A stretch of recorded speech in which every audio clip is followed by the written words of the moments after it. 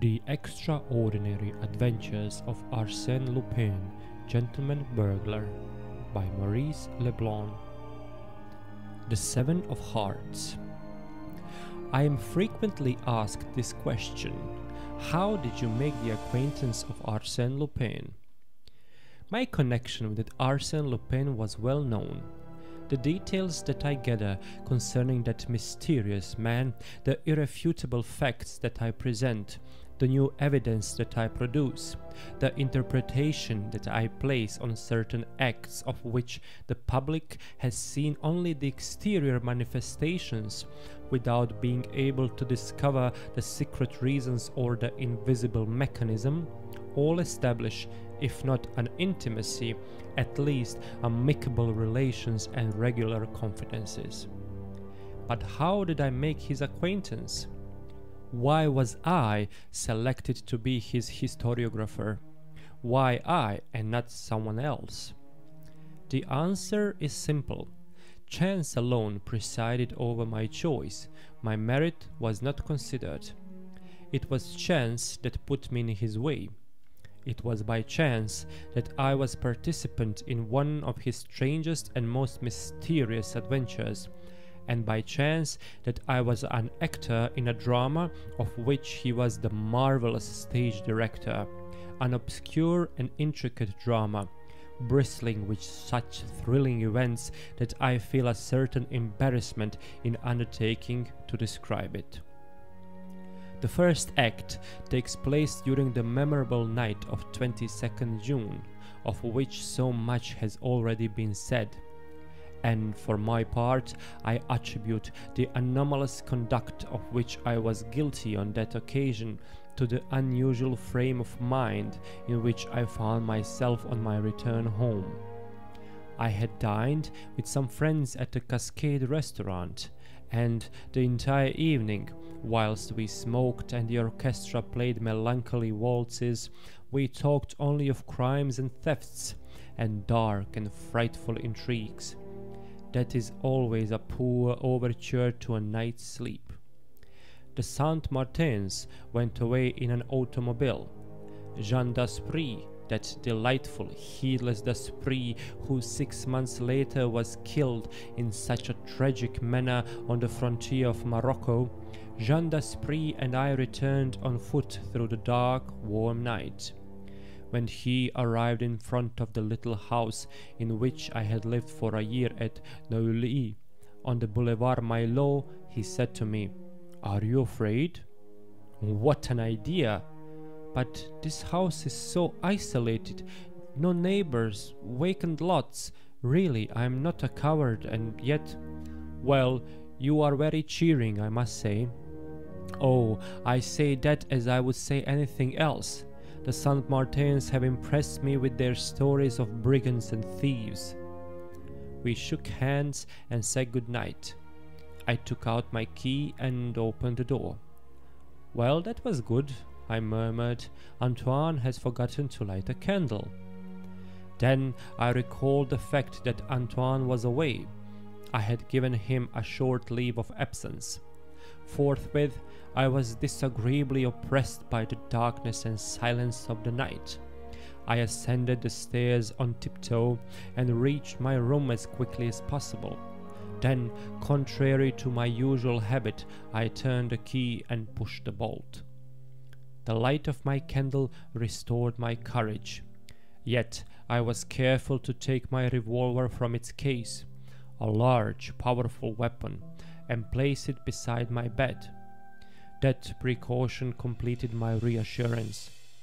I lay down and, as usual, took a book from my night table to read myself to sleep.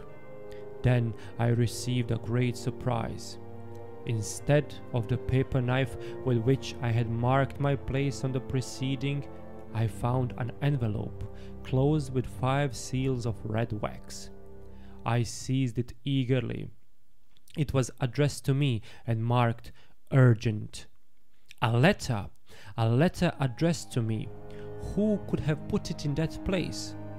Nervously, I tore open the envelope and read, From the moment you open this letter, whatever happens, whatever you may hear, do not move, do not utter one cry, otherwise you are doomed. I am not a coward, and quite as well as another I can face real danger, or smile at the visionary perils of my imagination. But let me repeat, I was in an anomalous condition of mind, with my nerves set on edge by the events of the evening. Besides, was there not in my present situation something startling and mysterious, calculated to disturb the most courageous spirit? My feverish fingers clutched the sheet of paper, and I read and reread those threatening words. Do not move, do not utter one cry, otherwise you are doomed. Nonsense, I thought. It is a joke, the work of some cheerful idiot. I was about to laugh, a good loud laugh. Who prevented me? What haunting fear compressed my throat? At least I would blow out a candle. No, I could not do it. Do not move or you are doomed, were the words he had written. These autosuggestions are frequently more imperious than the most positive realities, but why should I struggle against them? I had simply to close my eyes. I did so. At that moment I heard a slight noise, followed by crackling sounds, proceeding from a large room used by me as a library. A small room or antechamber was situated between the library and my bedchamber. The approach of an actual danger greatly excited me, and I felt a desire to get up, seize my revolver, and rush into the library. I did not rise. I saw one of the curtains of the left window move. There was no doubt about it. The curtain had moved. It was still moving, and I saw quite distinctly, in the narrow space between the curtains and the window, a human form, a bulky mass that prevented the curtains from hanging straight. And it is equally certain that the man saw me through the large meshes of the curtain. Then I understood the situation. His mission was to guard me while the others carried away their booty.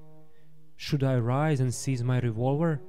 Impossible. He was there. At the least movement, at the least cry, I was doomed. Then came a terrific noise that shook the house. This was followed by lighter sounds, 2 or 3 together, like those of a hammer that rebounded. At least that was the impression formed in my confused brain. These were mingled with other sounds, thus creating a veritable uproar, which proved that the intruders were not only bold, but felt themselves secure from interruption. They were right. I did not move. Was it cowardice? No, rather weakness, a total inability to move any portion of my body, combined with discretion, for why should I struggle? Behind that man there were 10 others who would come to his assistance. Should I risk my life to save a few tapestry and bibelots? Throughout the night my torture endured. Insufferable torture, terrible anguish. The noises had stopped, but I was in constant fear of their renewal. And the man who was guarding me, weapon in hand. My fearful eyes remained cast in his direction, and my heart beat, and a profuse perspiration oozed from every pore of my body. Suddenly I experienced an immense relief. A milk wagon, whose sound was familiar to me, passed along the boulevard, and at the same time I had an impression that the light of a new day was trying to steal through the closed window blinds. At last daylight penetrated the room, other vehicles passed along the boulevard, and all the phantoms of the night vanished. Then I put one arm out of the bed, slowly and cautiously. My eyes were fixed upon the curtain, locating the exact spot at which I must fire. I made an exact calculation of the moments I must take. Then, quickly, I seized my revolver and fired. I leapt from my bed with a cry of deliverance and rushed to the window. The bullet had passed through the curtain and the window glass, but it had not touched the man, for the very good reason that there was none there. Nobody. Thus, during the entire night, I had been hypnotized by a fold of the curtain, and during that time the malefactors, furiously, with an enthusiasm that nothing could have stopped, I turned the key, opened the door, crossed the antechamber, opened another door, and rushed into the library. But amazement stopped me on the threshold, panting, astounded, more astonished than I had been by the absence of the man. All the things that I suppose had been stolen, furniture, books, pictures, old tapestries, everything was in its proper place. It was incredible. I could not believe my eyes. Notwithstanding that uproar, those noises of removal, I made a tour, I inspected the walls, I made a mental inventory of all the familiar objects. Nothing was missing. And, what was more disconcerting, there was no clue to the intruders, not a sign, not a chair disturbed, not a trace of a footstep. Well, well, I said to myself, pressing my hands on my bewildered head, surely I'm not crazy. I hear something. Inch by inch, I made a careful examination of the room. It was in vain. Unless I could consider this as a discovery, under a small Persian rug I found a card, an ordinary playing card. It was the 7 of hearts.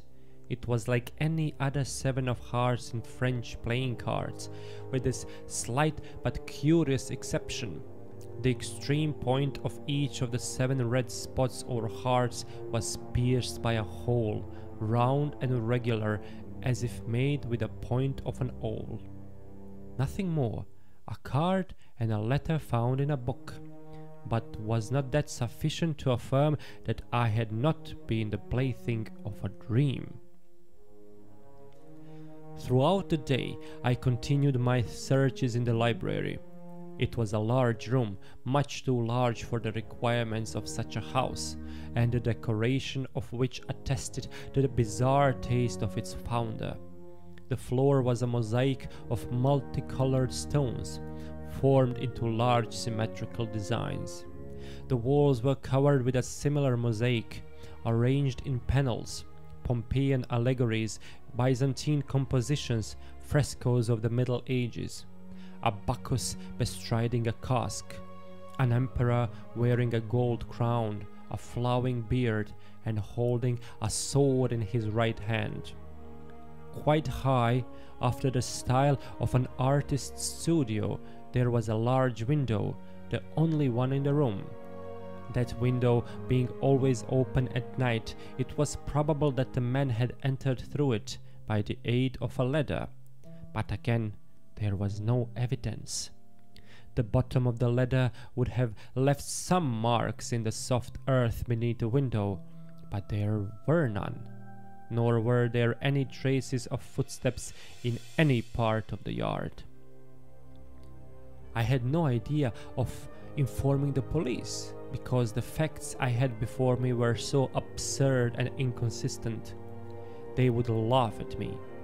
However, as I was then a reporter of the stuff of the Leblanc, I wrote a lengthy account of my adventure, and it was published in the paper on the 2nd day thereafter.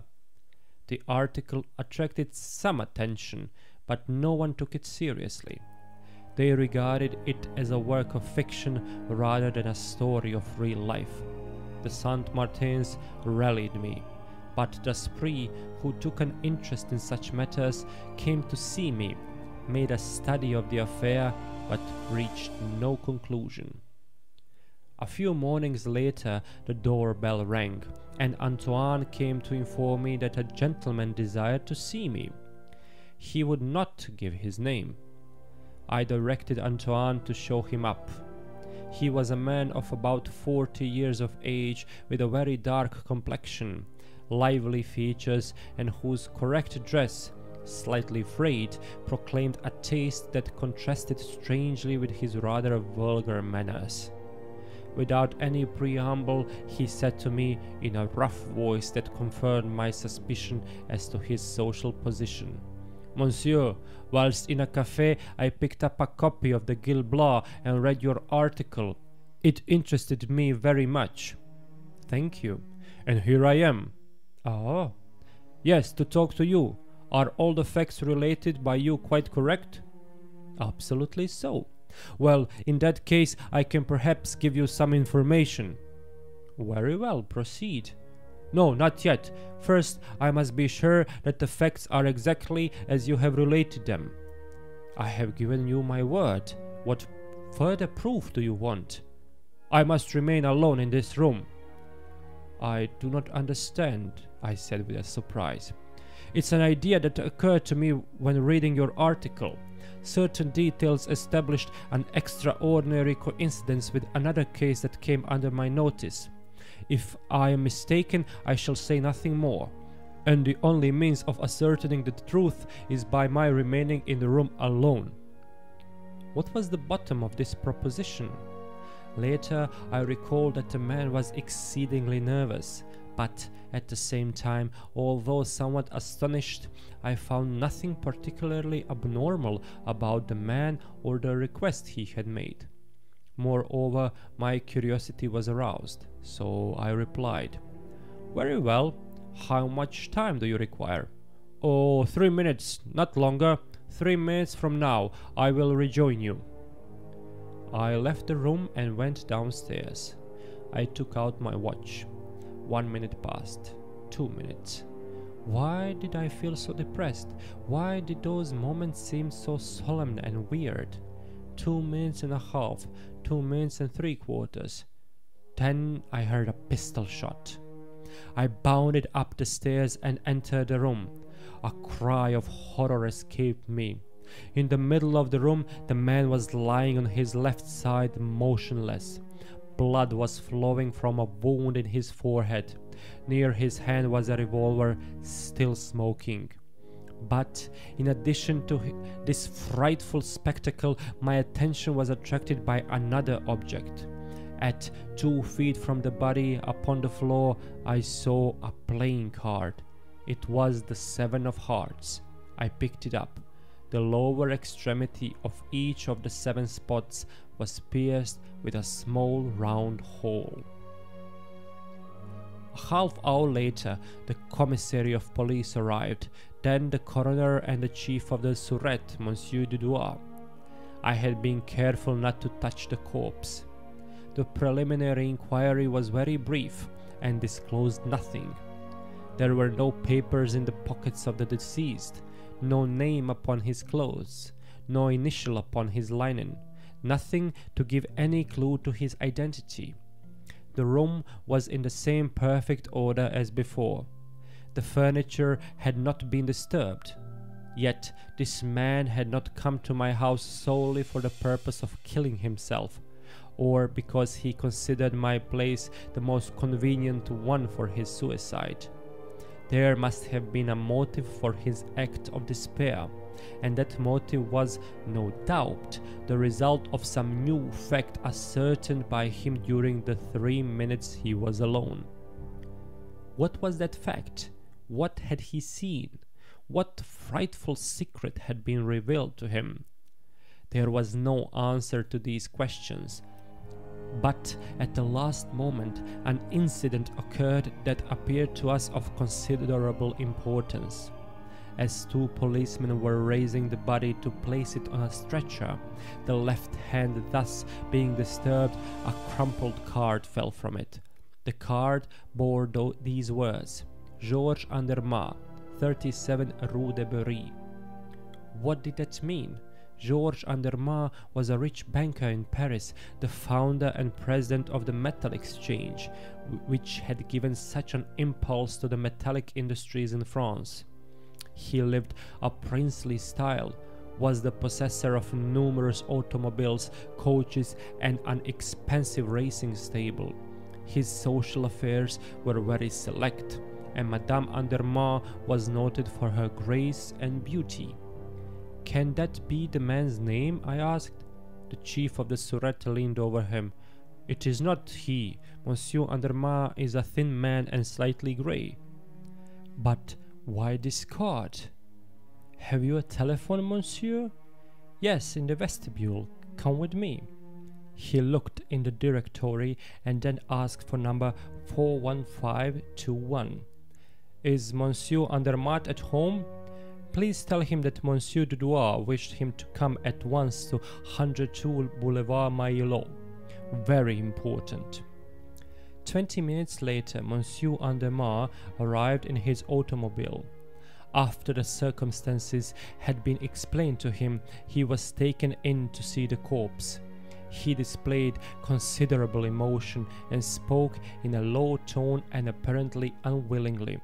"Etienne Varenne," he said. "You know him?" "No, or at least yes, by sight only. His brother—" "Ah, he has a brother." "Yes, Alfred Varenne.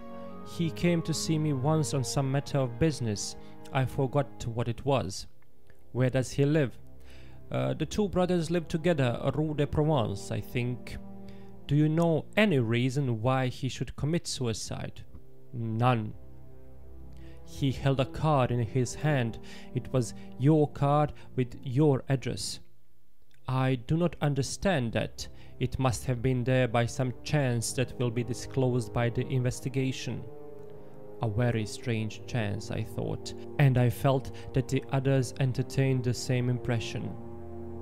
I discovered the same impression in the papers next day, and amongst all my friends with whom I discussed the affair. Amid the mysteries that enveloped it, after the double discovery of the 7 of hearts pierced with 7 holes, after the 2 inscrutable events that had happened in my house, that visiting card promised to throw some light on the affair. Through it, the truth may be revealed, but contrary to our expectations, Monsieur Andermatt furnished no explanation. He said, "I have told you all I know. What more can I do? I am greatly surprised that my card should be found in such a place, and I sincerely hope the point will be cleared up." It was not. The official investigation established that Varenne brothers were of Swiss origin, had led a shifting life under various names, frequenting gambling resorts, associating with a band of foreigners who had been dispersed by the police after a series of robberies, in which their participation was established only by their flight. At number 24 Rue de Provence, where the Varenne brothers had lived 6 years before, no one knew what had become of them. I confess that, for my part, the case seemed to me so complicated and so mysterious that I did not think the problem would ever be solved, so I concluded to waste no more time upon it. But Jean d'Aspry, whom I frequently met at that period, became more and more interested in it each day. It was he who pointed out to me that item from a foreign newspaper which was reproduced and commented upon by the entire press. It was as follows: "The first trial of a new model of submarine boat, which is expected to revolutionize naval warfare, will be given in presence of the former emperor at a place that will be kept secret until the last minute. An indiscretion has revealed its name. It is called the 7 of Hearts." The 7 of Hearts? That presented a new problem. Could a connection be established between the name of the submarine and the incidents which we have related? But a connection of what nature? What had happened here could have no possible relation with the submarine. "What do you know about it?" said Aspry to me. "The most diverse effects often proceed from the same cause."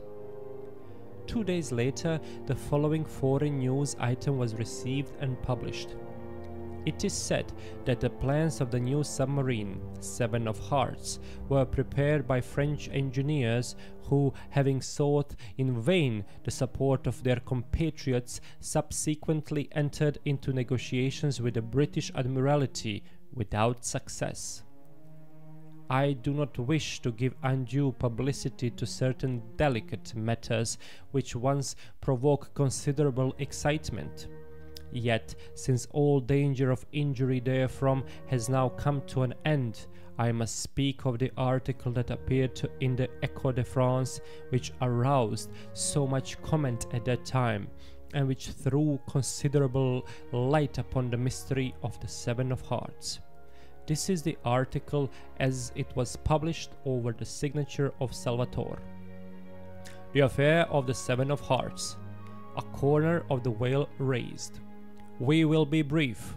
10 years ago, a young mining engineer, Louis Lacombe, wishing to devote his time and fortune to certain studies, resigned his position he then held and rented number 102 Boulevard Milo, a small house that had been recently built and decorated for an Italian count. Through the agency of the Varan brothers of Lausanne, one of whom assisted in the preliminary experiments and the other acted as financial agent, the young engineer was introduced to Georges Andermatt, the founder of the Metal Exchange.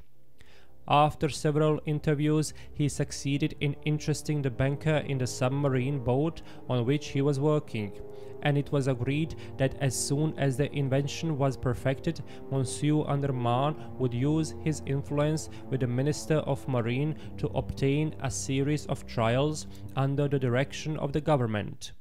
For 2 years, Louis Lacombe was a frequent visitor at Andermatt's house, and he submitted to the banker the various improvements he made upon his original plans, until one day, being satisfied with the perfection of his work, he asked Monsieur Andermatt to communicate with the Minister of Marine.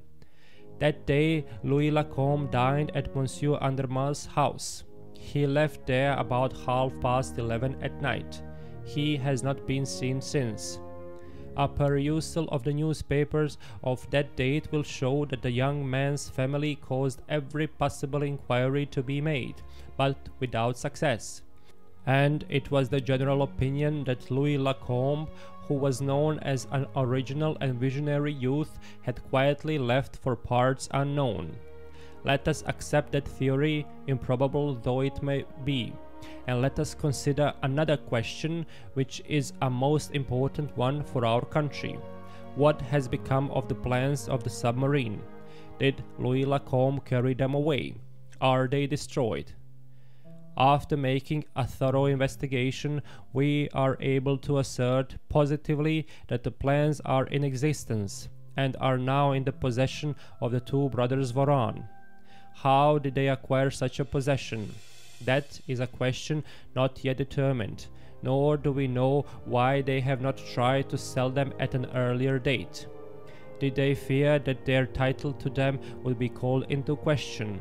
If so, they have lost that fear, and we can announce definitely that the plans of Louis Lacombe are now the property of foreign power, and we are in a position to publish the correspondence that passed between the Varan brothers and the representative of that power. The Seven of Hearts, invented by Louis Lacombe, has been actually constructed by our neighbor. Will the invention fulfill the optimistic expectations of those who were concerned in their treacherous act?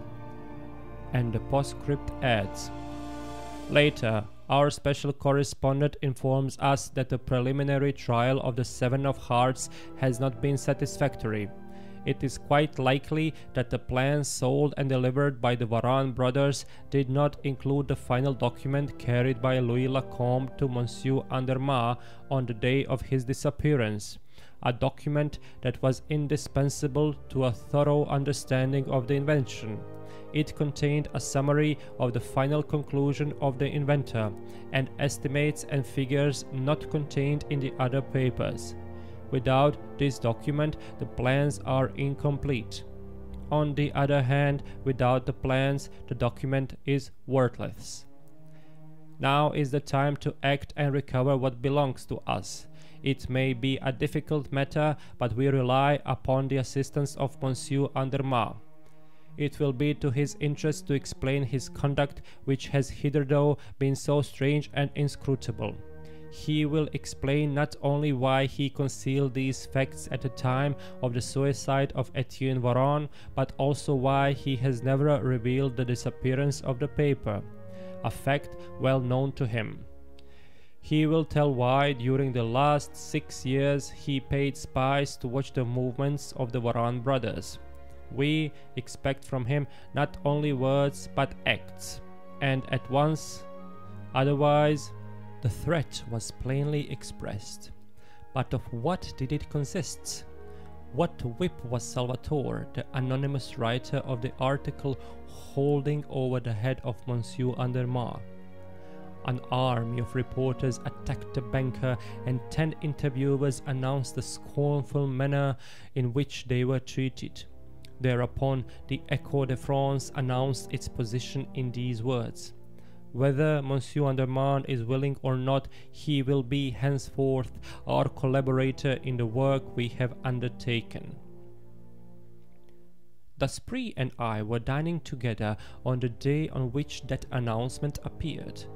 That evening, with the newspapers spread over my table, we discussed the affair and examined it from every point of view with that exasperation that a person feels when walking in the dark and finding himself constantly falling over the same obstacles.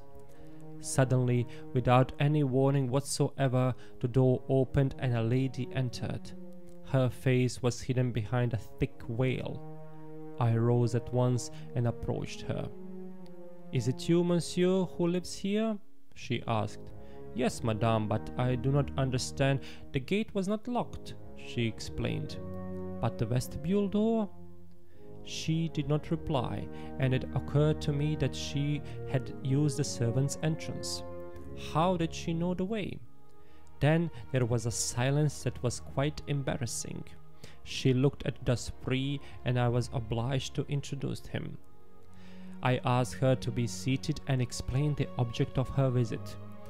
She raised her veil, and I saw that she was a brunette with regular features, and though not handsome, she was attractive, principally on account of her sad, dark eyes.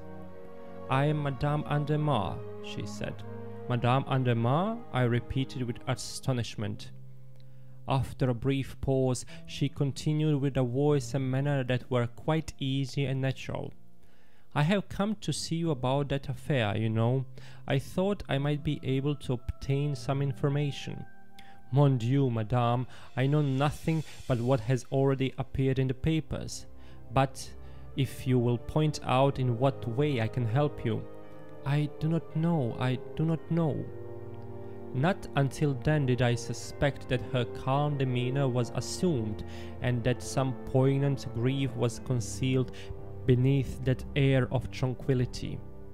For a moment we were silent and embarrassed. Then Daspry stepped forward and said, "Will you permit me to ask you a few questions?" Yes, she cried, "I will answer." "You will answer whatever those questions may be?" "Yes." "Did you know Louis Lacombe?" he asked. "Yes, through my husband." "When did you see him for the last time?" "The evening he dined with us." "At that time, was there anything to lead you to believe that you would never see him again?" "No, but he had spoken of a trip to Russia in a vague way." "Then you expected to see him again?"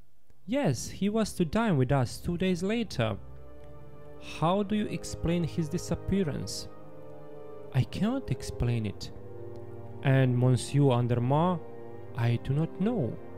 Yet the article published in the Echo de France indicates, yes, that the Varon brothers had something to do with the disappearance." "Is that your opinion?" "Yes." "On what do you base your opinion?" "When he left our house, Louis Lacombe carried a satchel containing all the papers relating to his invention.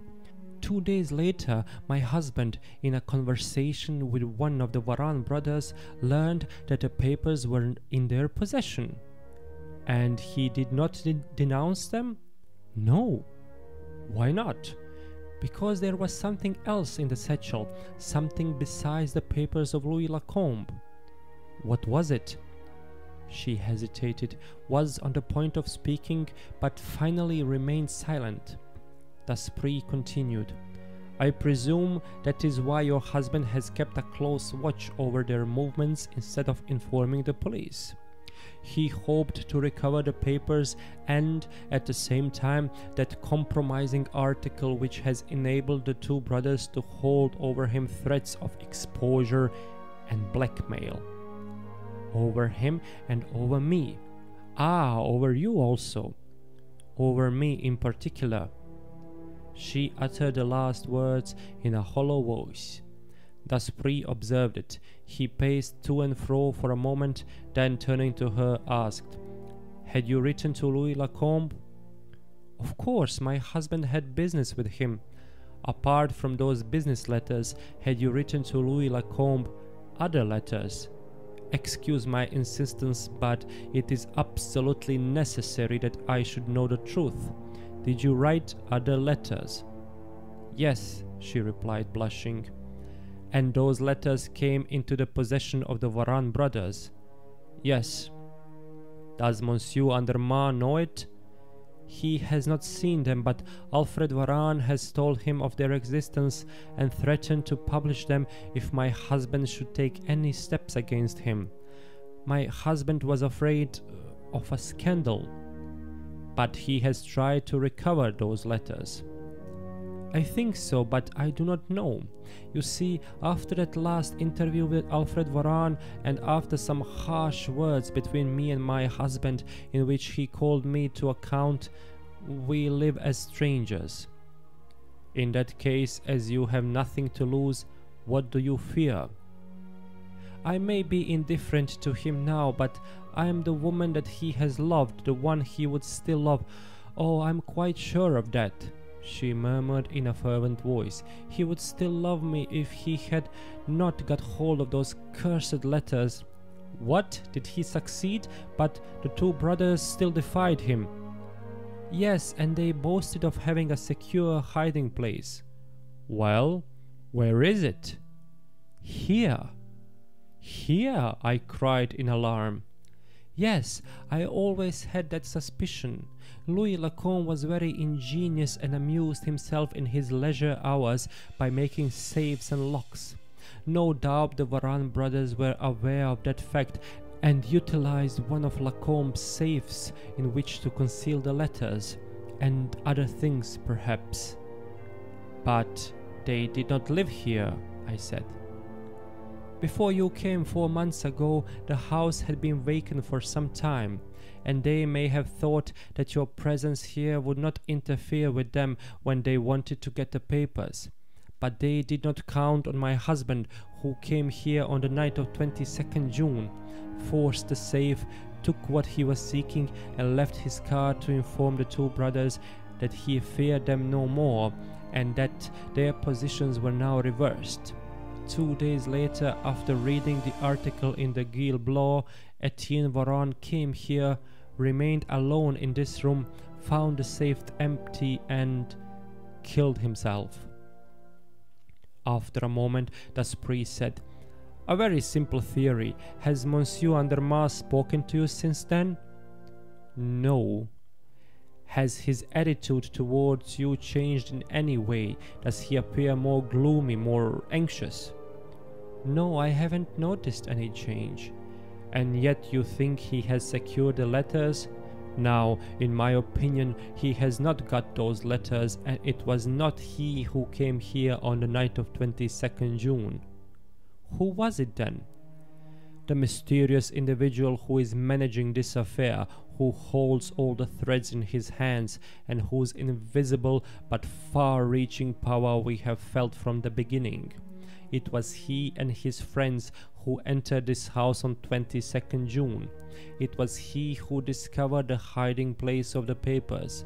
It was he who left Monsieur Andermatt's card. It is he who now holds the correspondence and the evidence of the treachery of the Varane brothers. "Who is he?" I asked impatiently. "The man who writes letters to the Echo de France, Salvatore. Have we not convincing evidence of the fact?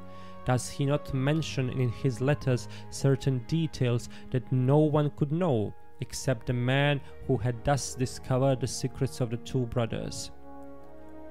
"Well then," stammered Madame Andermatt in great alarm, "he has my letters also, and it is he who now threatens my husband.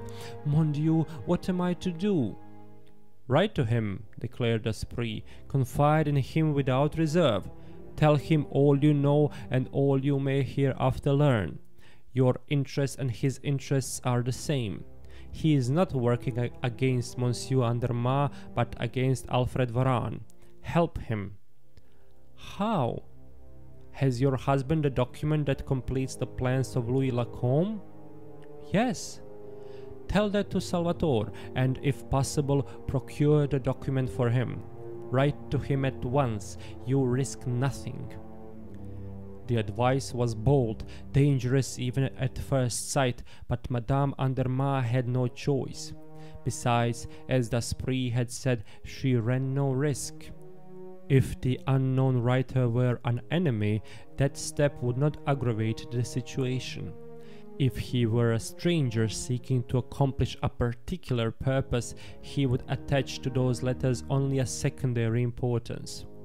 Whatever might happen, it was the only solution offered to her, and she, in her anxiety, was only too glad to act on it. She thanked us effusively and promised to keep us informed.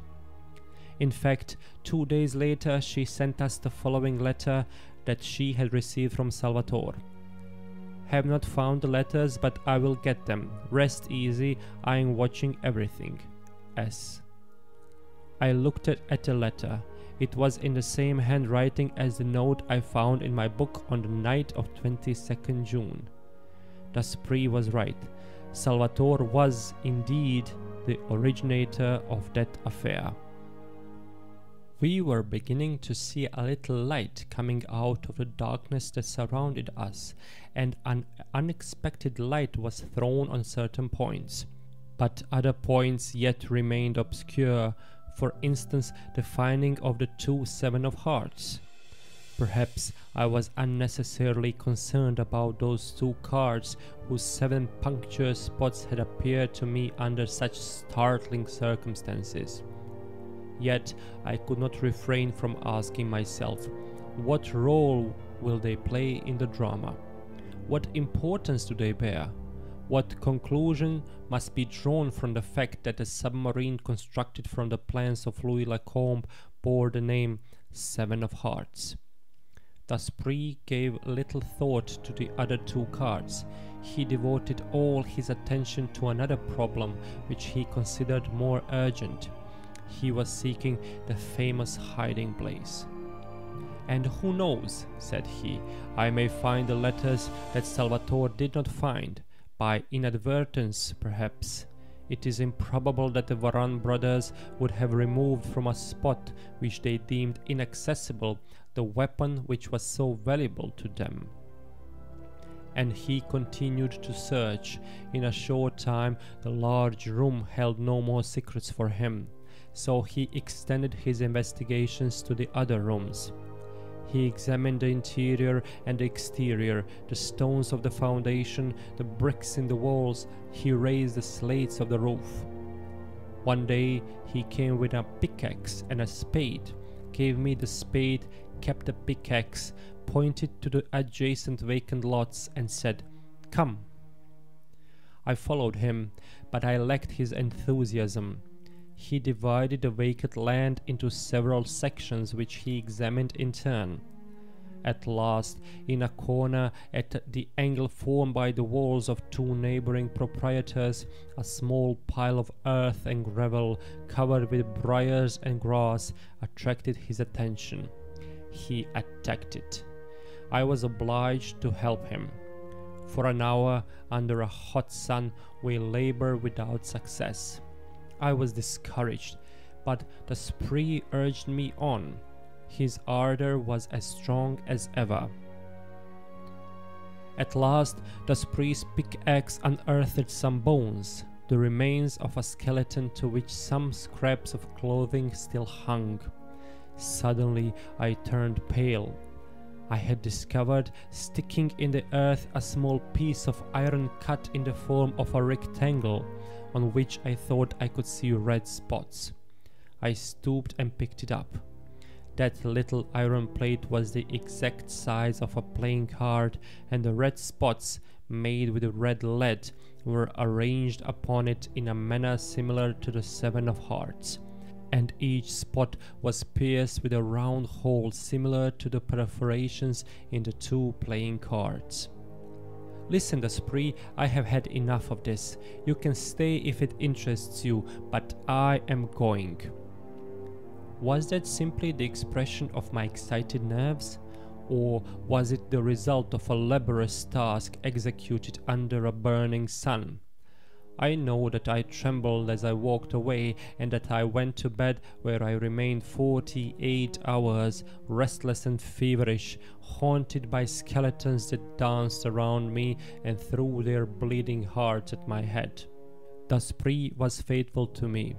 He came to my house every day and remained 3 or 4 hours, which he spent in the large room, ferreting, thumping, tapping. "The letters are here in this room," he said from time to time. "They are here. I will stake my life on it." On the morning of the 3rd day I arose, feeble yet but cured. A substantial breakfast cheered me up, but a letter that I received that afternoon contributed more than anything else to my complete recovery and aroused in me a lively curiosity. This was the letter.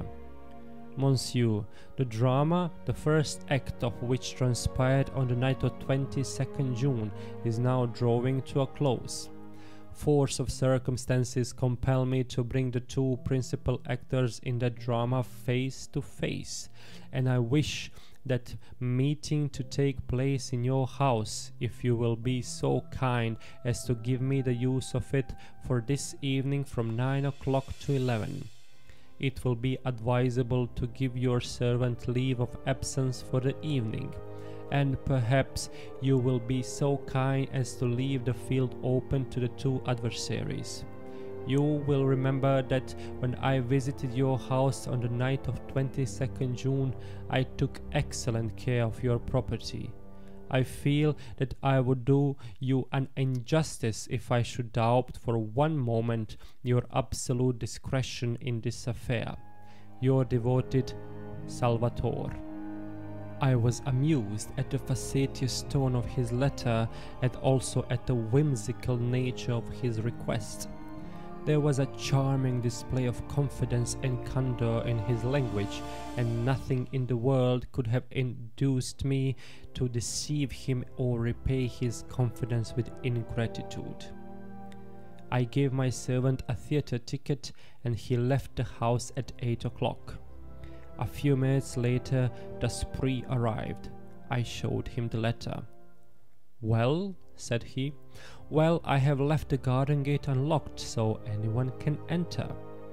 "And you, are you going away?" "Not at all. I intend to stay right here." "But he asks you to go." "But I am not going. I will be discreet, but I am resolved to see what takes place." "Ma foi," exclaimed the spree, laughing, "you're right, and I shall stay with you. I shouldn't like to miss this." We were interrupted by the sound of the doorbell. "Here already?" said the spree. 20 minutes ahead of the time? Incredible." I went to the door and ushered in the visitor. It was Madame Andermatt. She was faint and nervous, and in a stammering voice she ejaculated, "My husband is coming. He has an appointment. They intend to give him the letters." "How do you know?" I asked. "By chance. A message came for my husband while we were at dinner. The servant gave it to me by mistake. My husband grabbed it quickly, but he was too late. I had read it." "You read it?" "Yes, it was something like this.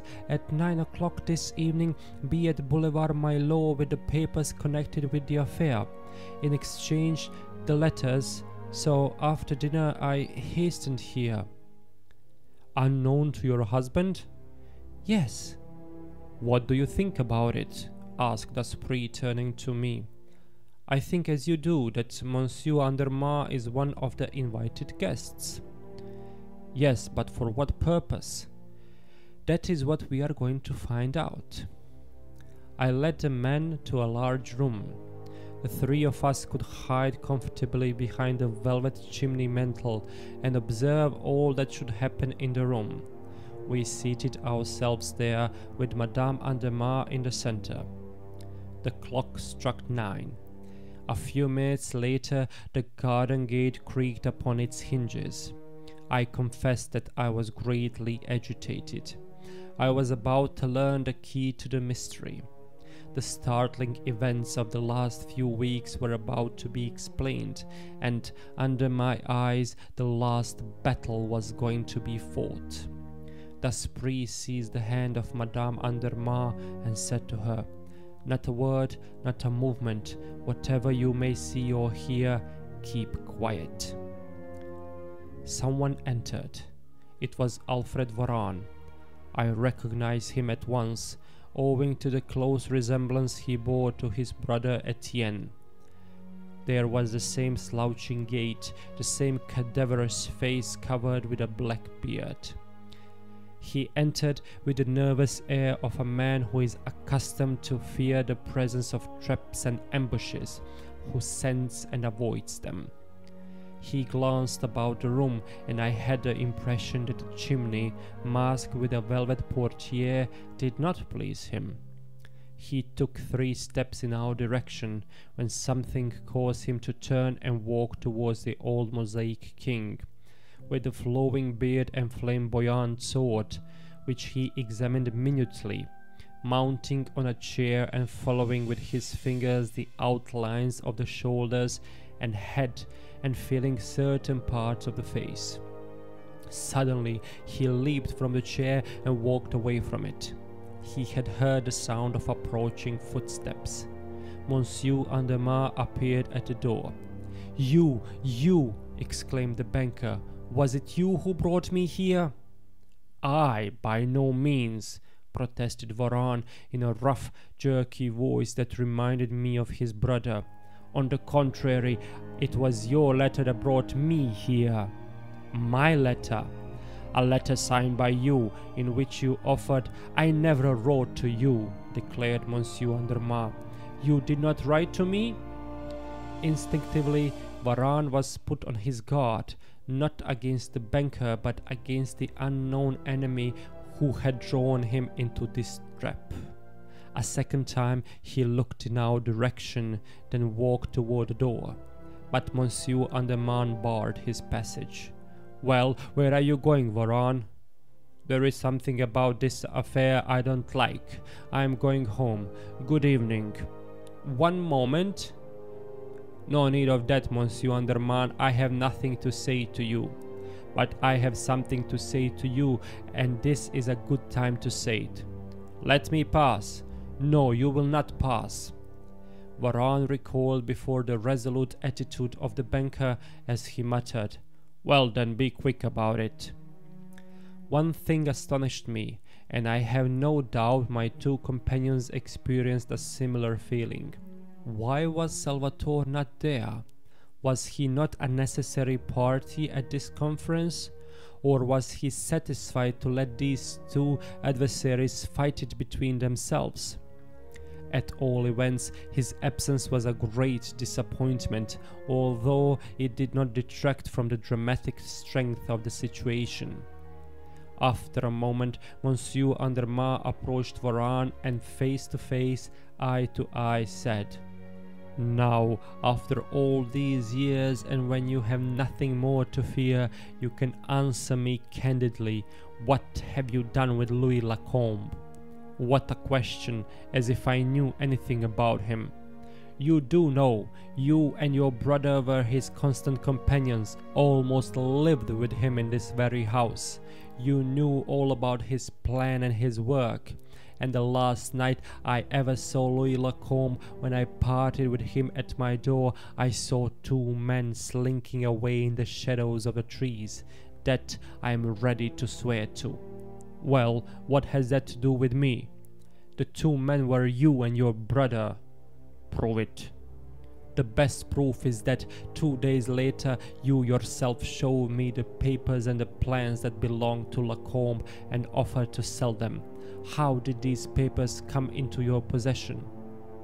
"I have already told you, Monsieur Andermatt, that we found them on Louis Lacombe's table the morning after his disappearance." "That is a lie." "Prove it."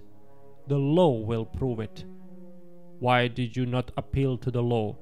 Why, stammered the banker with a slight display of emotion. "You know very well, Monsieur Andermatt, if you had the least certainty of our guilt, our little threat would not have stopped you." "What threat? Those letters? Do you suppose I ever gave those letters a moment's thought?" "If you did not care for the letters, why did you offer me thousands of francs for their return? And why did you have my brother and me tracked like wild beasts?" "To recover the plans." "Nonsense! You wanted the letters. You knew that as soon as you had the letters in your possession, you could denounce us. Oh no, I couldn't part with them." He laughed heartily, but stopped suddenly and said, "But enough of this. We are merely going over old ground. We make no headway. We had better let things stand as they are." "We will not let them stand as they are," said the banker, "and since you have referred to the letters, let me tell you that you will not leave this house until you deliver up those letters." "I shall go when I please." "You will not." "Be careful, Monsieur Andermatt, I warn you. I say you shall not go." "We will see about that," cried Varan in such a rage that Madame Andermatt could not suppress a cry of fear. Varan must have heard it, for he now tried to force his way out. Monsieur Andermatt pushed him back. Then I saw him put his hand into his coat pocket. "For the last time, let me pass," he cried. "The letters first." Varan drew a revolver and, pointing it at Monsieur Andermatt, said, "Yes or no?" The banker stooped quickly. There was the sound of a pistol shot. The weapon fell from Varan's hand. I was amazed. The shot was fired close to me. It was Daspry who had fired it at Varan, causing him to drop the revolver. In a moment, Daspry was standing between the two men facing Varan. He said to him with a sneer, "You were lucky, my friend, very lucky. I fired at your hand and struck only the revolver." Both of them looked at him surprised. Then he turned to the banker and said, "I beg your pardon, monsieur, for meddling in your business, but really you play a very poor game. Let me hold the cards." Turning again to Varan, Daspry said, "It's between us two, comrade, and play fair, if you please. Hearts are trumps, and I play the 7. Then Daspry held up before Varan's bewildered eyes the little iron plate marked with the 7 red spots. It was a terrible shock to Varan. With livid features, staring eyes, and an air of intense agony, the man seemed to be hypnotized at the sight of it. "Who are you?" he gasped. "One who meddles in other people's business, down to the very bottom." "What do you want?" "What you brought here tonight." "I brought nothing."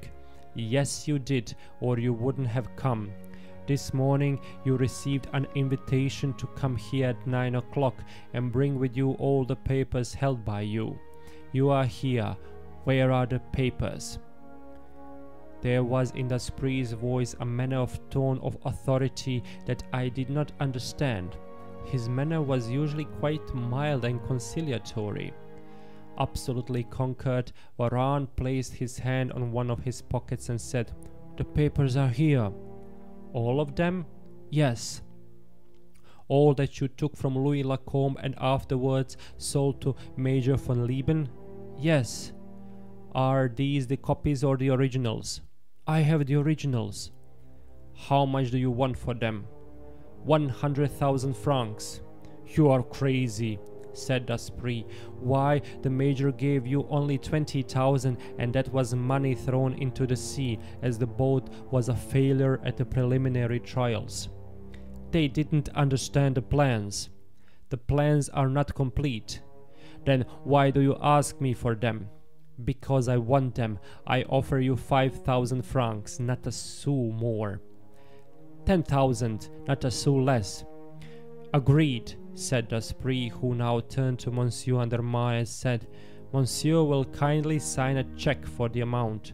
"But I haven't got your checkbook. Here it is." Astounded, Monsieur Andermatt examined the checkbook that Daspree handed to him. "It is mine," he gasped. "How does that happen?" "No idle words, monsieur, if you please. You have merely to sign." The banker took out his fountain pen, filled out the check and signed it.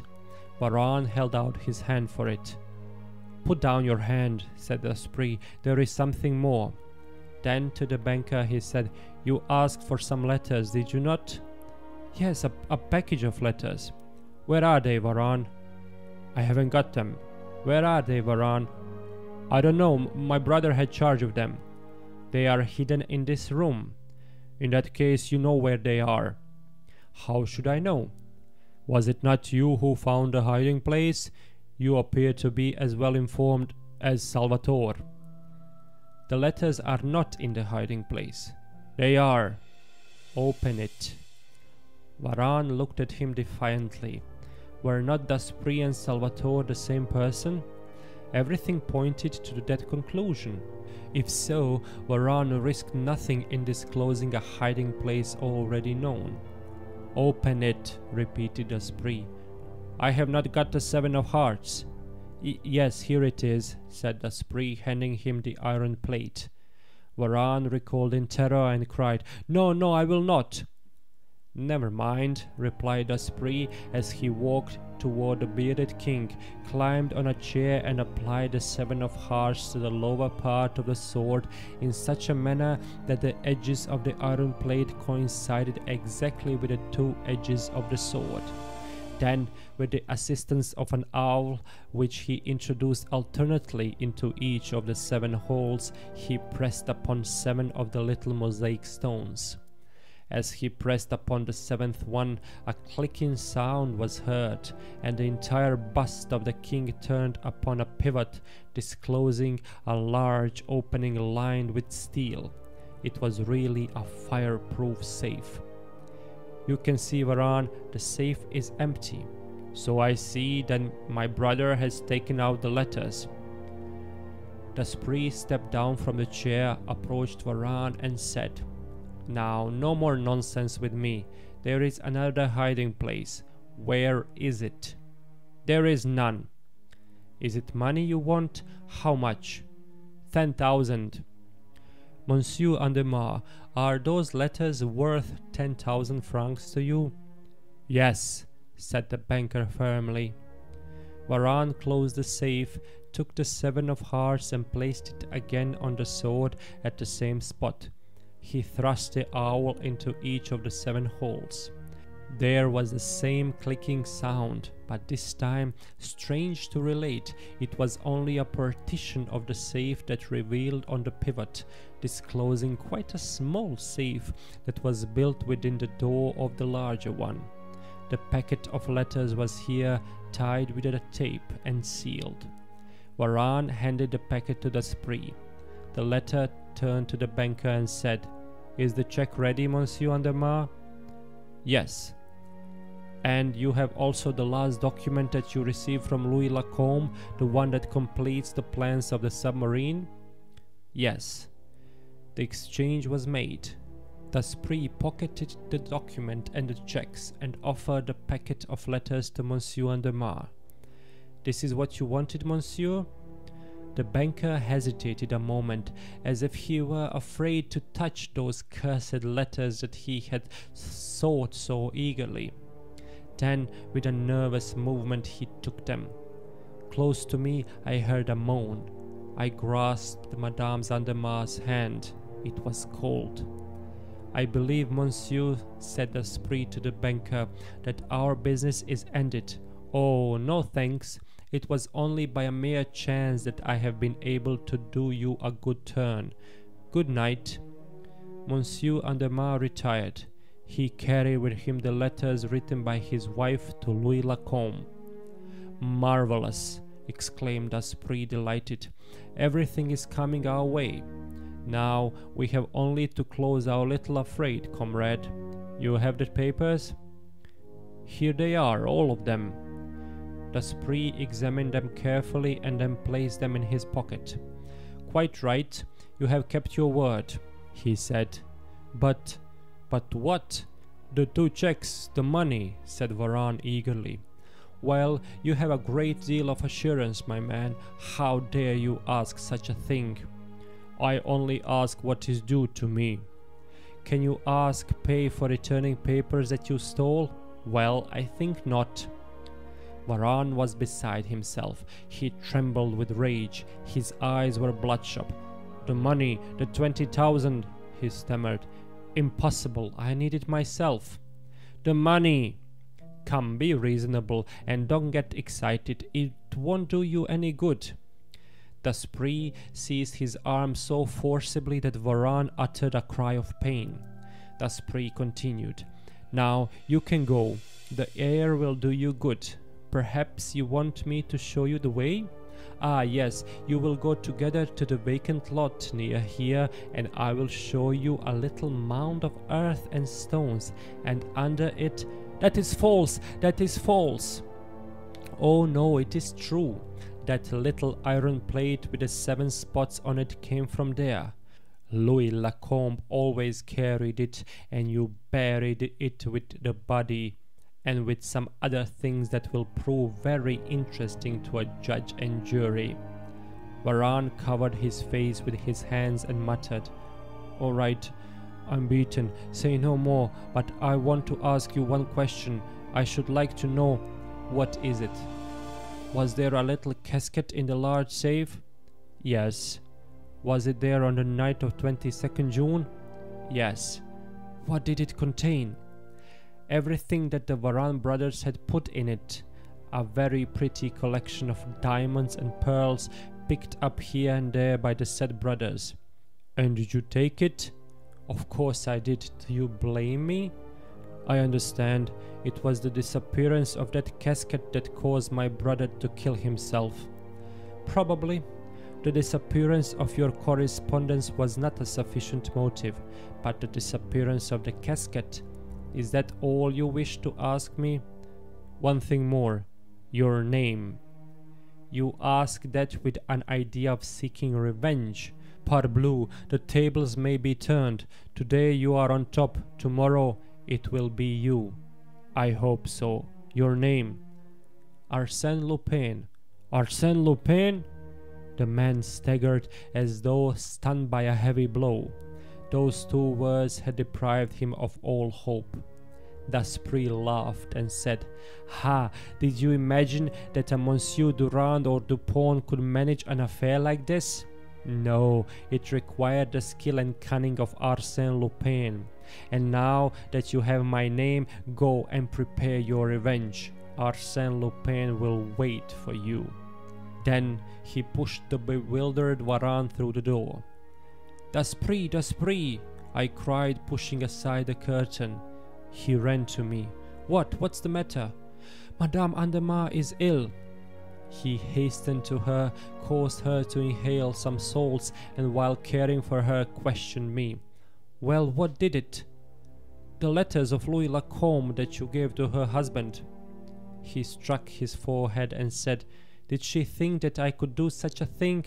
But of course she would, imbecile that I am. Madame Andermatt was now revived. Daspry took from his pocket a small package exactly similar to the one that Monsieur Andermatt had carried away. Here are your letters, madame. These are the genuine letters. But the others are the same, rewritten by me and carefully worded. Your husband will not find anything objectionable in them, and will never suspect the substitution, since they were taken from the safe in his presence. But the handwriting, there is no handwriting that cannot be imitated. She thanked him in the same words she might have used to a man in her own social circle. So I concluded that she had not witnessed the final scene between Varane and Arsène Lupin. But the surprising revelation caused me considerable embarrassment. Lupin? My club companion was none other than Arsène Lupin? I could not realize it. But he said quite at his ease, "You can say farewell to Jean Daspry." Ah, yes, Jean Daspry is going on a long journey. I shall send him to Morocco. There he may find a death worthy of him. I may say that that is his expectation. But Arsène Lupin will remain. Oh, decidedly, Arsène Lupin is simply at the threshold of his career, and he expects. I was impelled by curiosity to interrupt him, and, leading him away from the hearing of Madame Andermatt, I said, "Did you discover the smaller safe yourself, the one that held the letters?" "Yes, after a great deal of trouble. I found it yesterday afternoon while you were asleep. And yet, God knows it was simple enough. But the simplest things are the ones that usually escape our notice." Then, showing me the 7 of hearts, he added, "Of course I had guessed that, in order to open the larger safe, this card must be placed on the sword of the Mosaic King." "How did you guess that?" "Quite easily. Through private information. I knew that fact when I came here on the evening of 22nd June. After you left me, yes, after turning the subject of our conversation to stories of crime and robbery, which were sure to reduce you to such a nervous condition that you would not leave your bed, but would allow me to complete my search uninterrupted. The scheme worked perfectly. Well, I knew when I came here that there was a casket concealed in a safe with a secret lock, and that the 7 of hearts was the key to that lock. I had merely to place the cards upon the spot that was obviously intended for it. An hour's examination showed me where the spot was. 1 hour? Observe the fellow in mosaic. The old emperor? That old emperor is an exact representation of the King of Hearts on all playing cards. That's right, but how does the 7 of hearts open the larger safe at one time and the smaller safe at another time? And why did you open only the larger safe in the first instance? I mean, on the night of 22nd June. Why? Because I always place the 7 of hearts in the same way. I never change the position. But yesterday I observed that by reversing the cards, by turning it upside down, the arrangement of the 7 spots on the mosaic was changed. Parbleu!